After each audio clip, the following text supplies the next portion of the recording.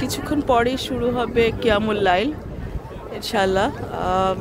আমি দাঁড়িয়ে আছি মসজিদে মনোয়ারার, আমার রাসূল সাল্লাল্লাহু আলাইহি সাল্লামের রওজার ঠিক কাছেই আলহামদুলিল্লাহ।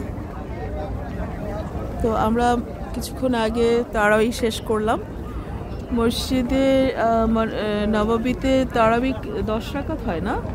এবার দেখছি 10 রাকাত না 8 রাকাত করেছে? 10 রাকাত তারাবি আর 4 রাকাত ইশা।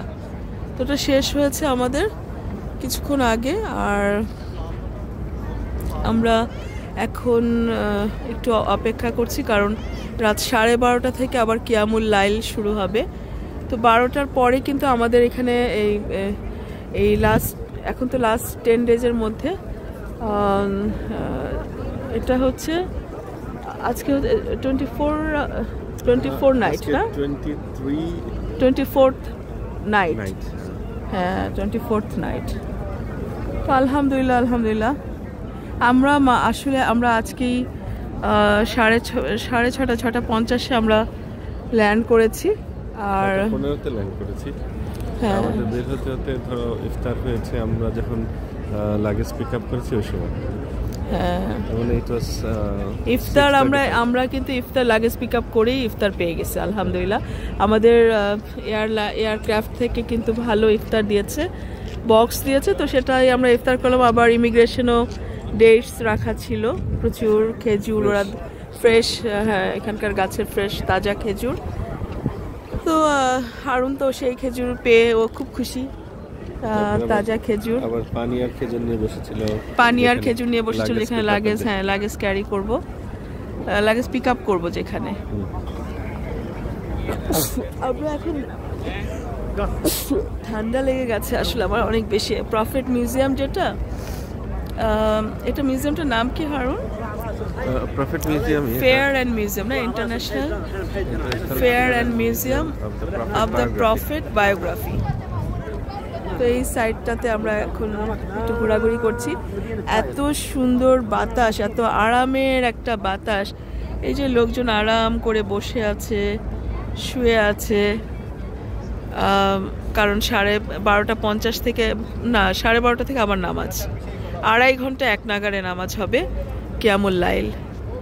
তো আমরা প্ল্যান করেছি আমরা এখন হোটেলে যাব না, আমরা একবারে নামাজ শেষ করব, তারপর আমরা সেহরি খাবো। আমাদের পাশে খুব ভালো, হোটেলের পাশে ভালো একটা বাঙালি রেস্টুরেন্ট, যেটা নতুন হয়েছে গত 6 মাস আগে মাত্র ওপেনিং হয়েছে। তো আলহামদুলিল্লাহ আমাদের হোটেলটাও ওটার একদম কাছে।